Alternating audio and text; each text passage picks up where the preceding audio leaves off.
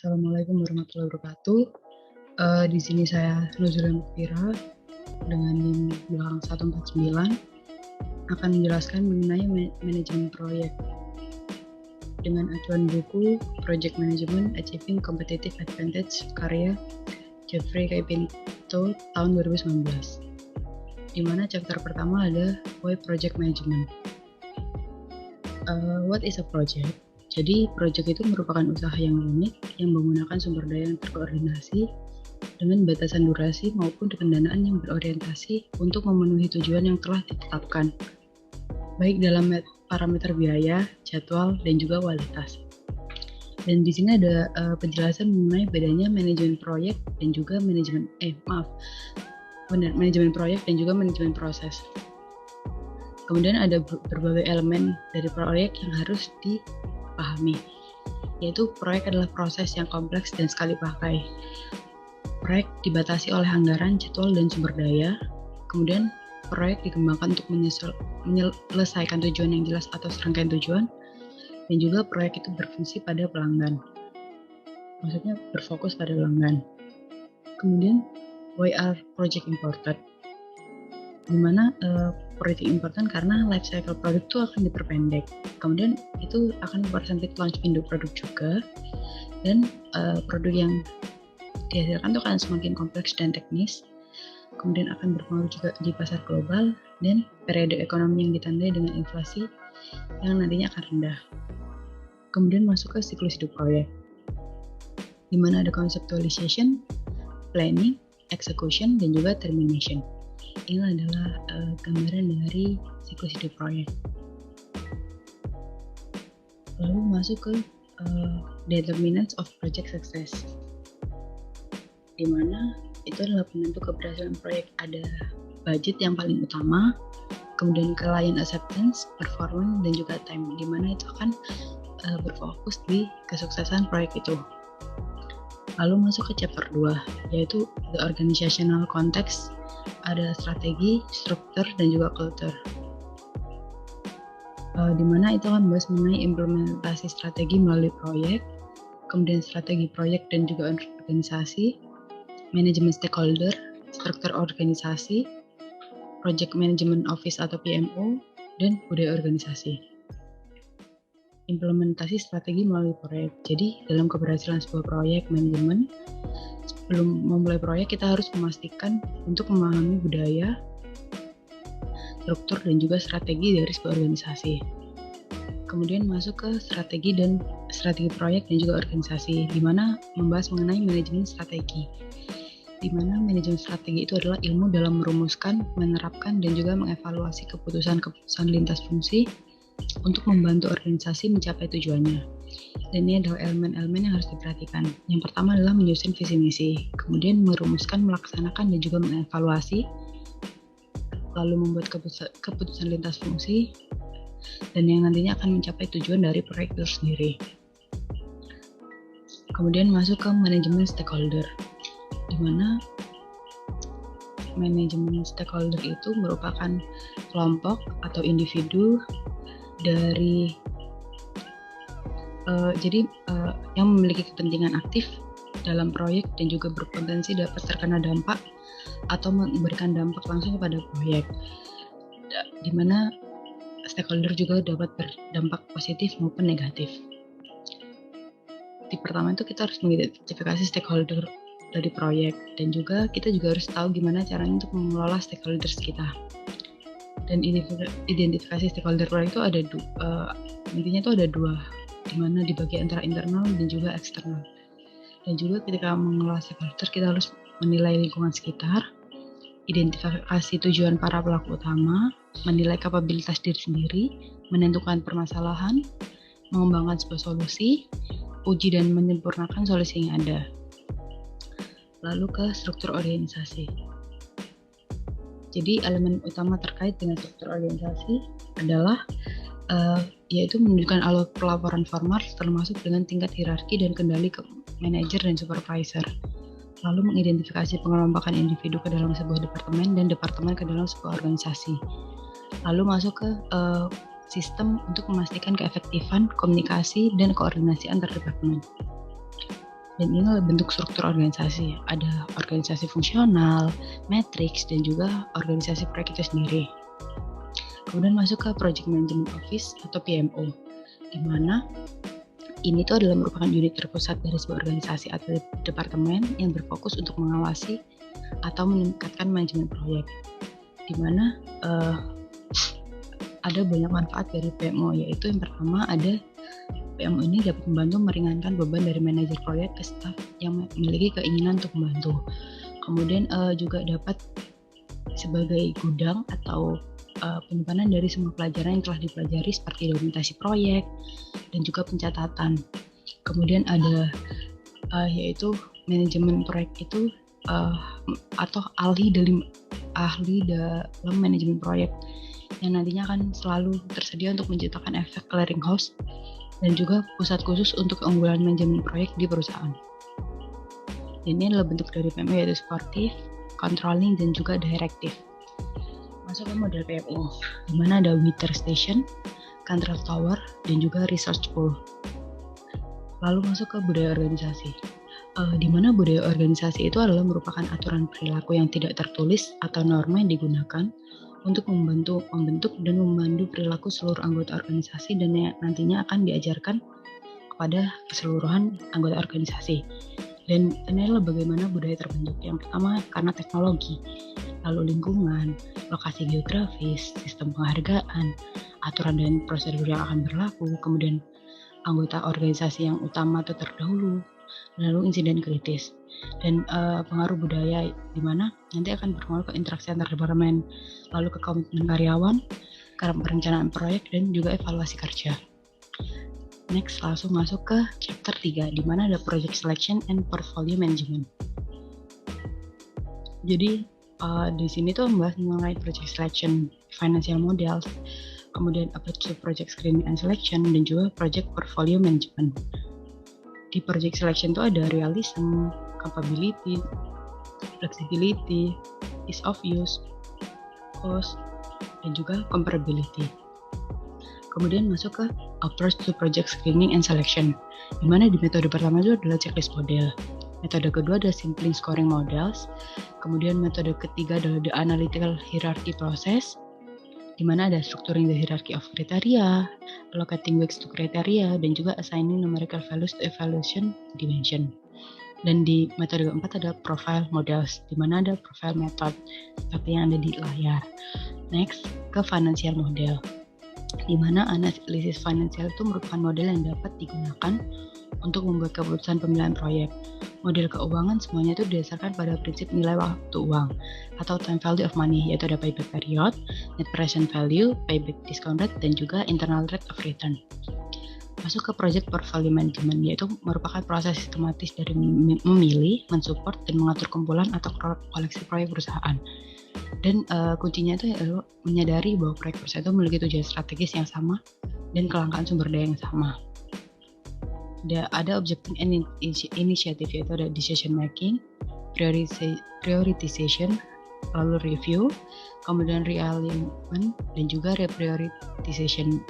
Di mana di prioritization tuh kita harus berfokus pada cost dan juga opportunity, kemudian untuk management pressure, risk, strategic fit, dan juga desire for portfolio balance. Kemudian ke portfolio selection process, yaitu di mana ada pertama ada pre-process fase, kemudian proses fase, dan juga post-proses fase. Kemudian di pre-proses itu ada metodologi selection dan juga membangun strategi bisnis secara keseluruhan. Di dalam proses fase itu ada pre-screening, individual project analysis, kemudian screening, portfolio selection, dan juga portfolio adjustment. Dan di post-proses fase itu ada project development, evaluation, dan juga portfolio completion. Dan kemudian masuk ke developing a proactive portfolio. Ini adalah gambaran dari project portfolio matrix. Kemudian lalu ke K2 successful project portfolio management, di mana ada flexible structure and freedom of communication, low cost environmental scanning, dan juga time-based transition. Masuk ke problems in implementing portfolio management, di mana ada conservative, technical committee, out of sync project and portfolio, unpromising project, unnecessary projects, scarce resource. Ya, masuk ke chapter 4, leadership and the project manager. Dimana akan bahas mengenai successful project needs leaders versus managers, how the project manager lead, traits of effective project leaders, project champion, the new project leadership, project management professionalism, dan project management and ethics. Successful project needs leader. Jadi dimana konsep yang sulit dalam memahami kepemimpinan itu karena itu kita semua tuh memiliki definisi berbeda-beda mengenai kepemimpinan. Contoh dimana kepemimpinan menurut kita itu adalah bisa dari tindakannya dan juga keyakinan kita itu mengenai apa yang membuat itu dapat bekerja, dan dampak kepemimpinan yang baik itu dirasakan dalam tim dan akan berdampak pada manajer fungsional lain dan juga pemangku kepentingan proyek yang penting. Kemudian leaders versus manager, di mana ada 4 hal yang dilakukan untuk mempromosikan ide kemitraan antara manajer proyek dan juga tim. Yang pertama ada action of purpose, kemudian a right to say no, joint accountability, dan juga absolute honest. Dan ini adalah perbedaan tentang mengenai leaders dan juga managers.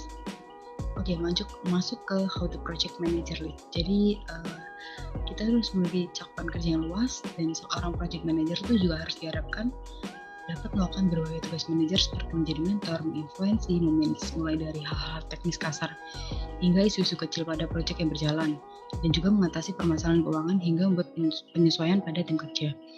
Kemudian ya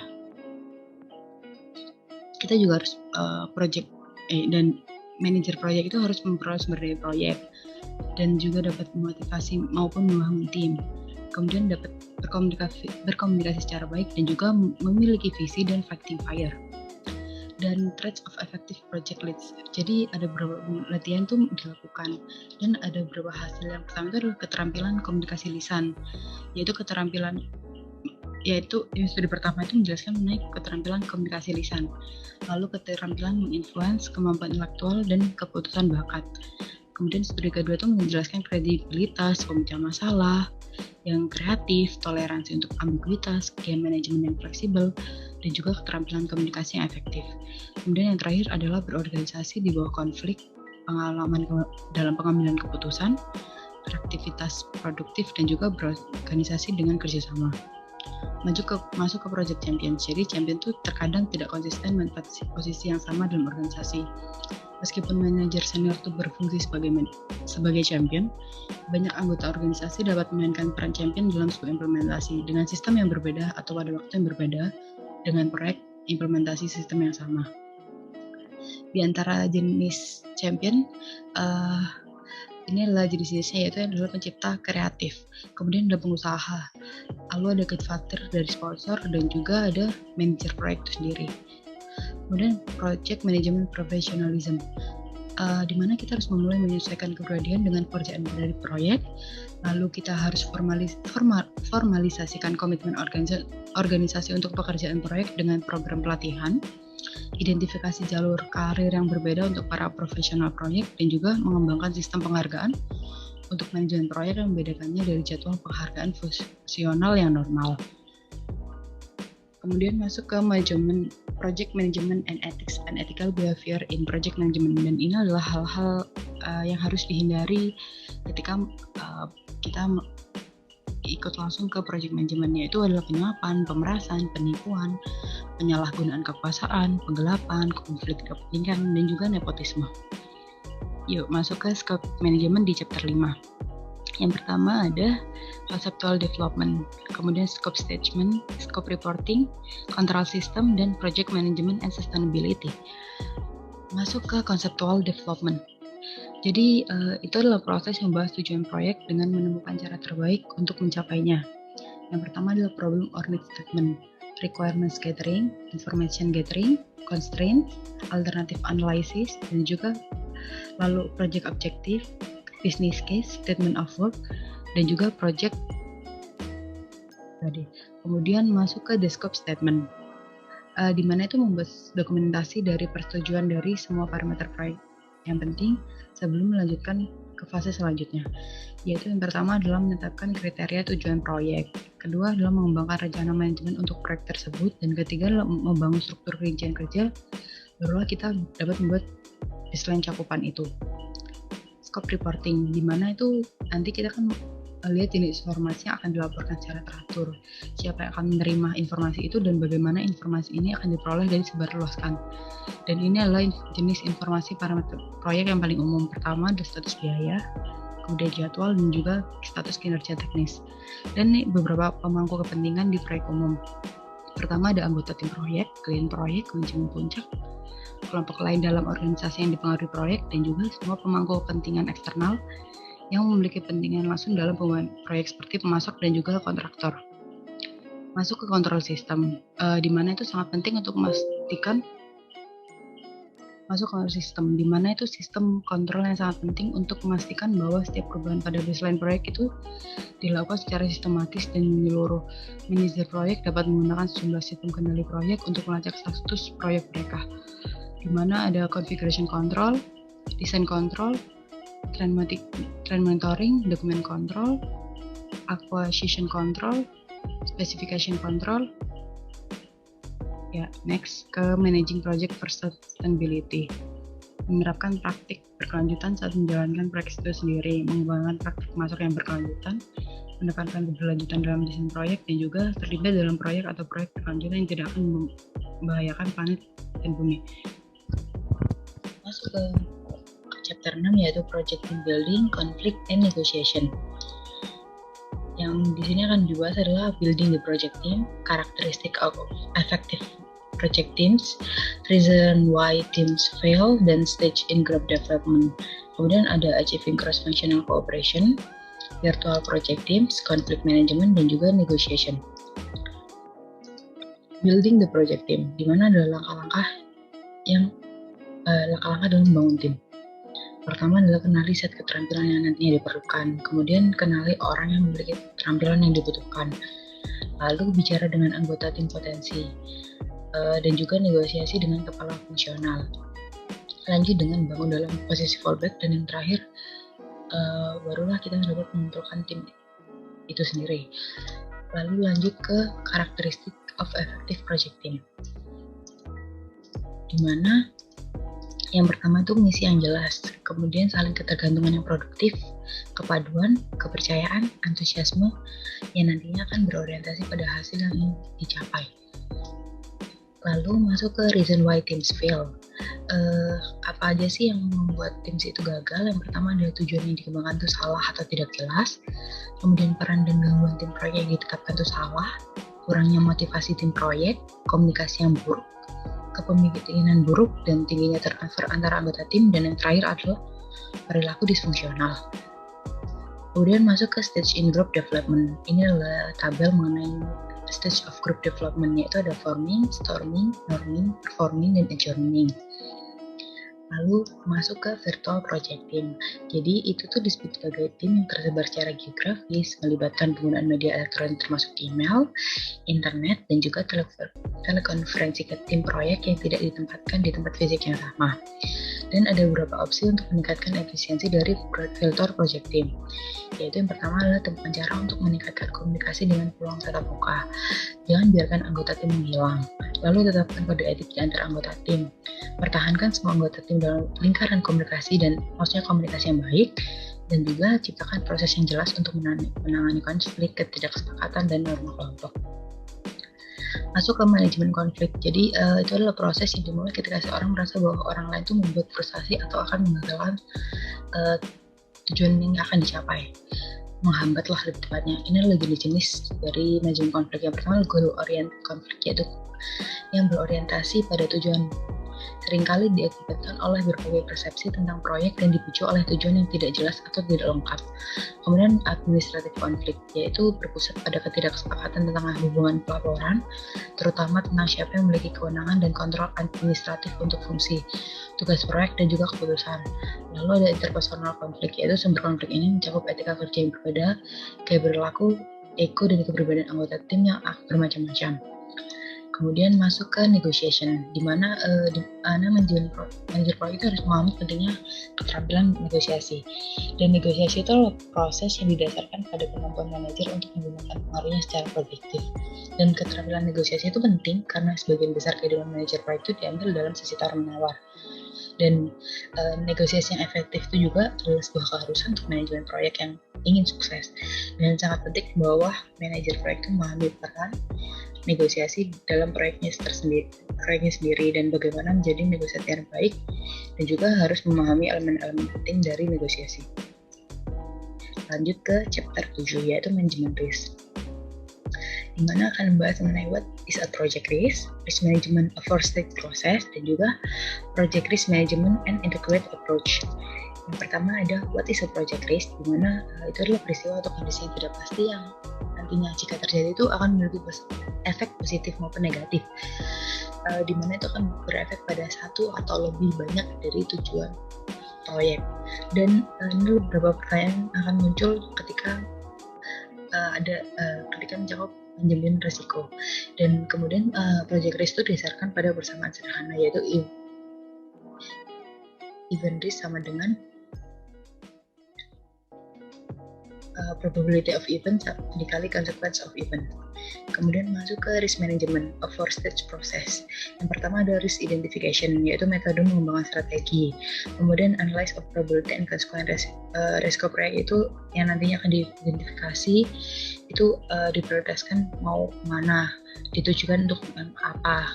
Lalu yang ketiga adalah risk mitigation, yaitu langkah yang diambil untuk meminimalkan risiko yang nantinya mengancam, dan juga control and documentation, yaitu klasifikasi dan mengkodifikasi berbagai risiko yang nantinya akan dihadapi perusahaan. Lalu masuk ke project risk management and integrated approach, yaitu model PREM yang menawarkan pendekatan langkah demi langkah untuk menciptakan metode yang komprehensif dan diurutkan secara logis untuk menganalisis dan menangani risiko proyek.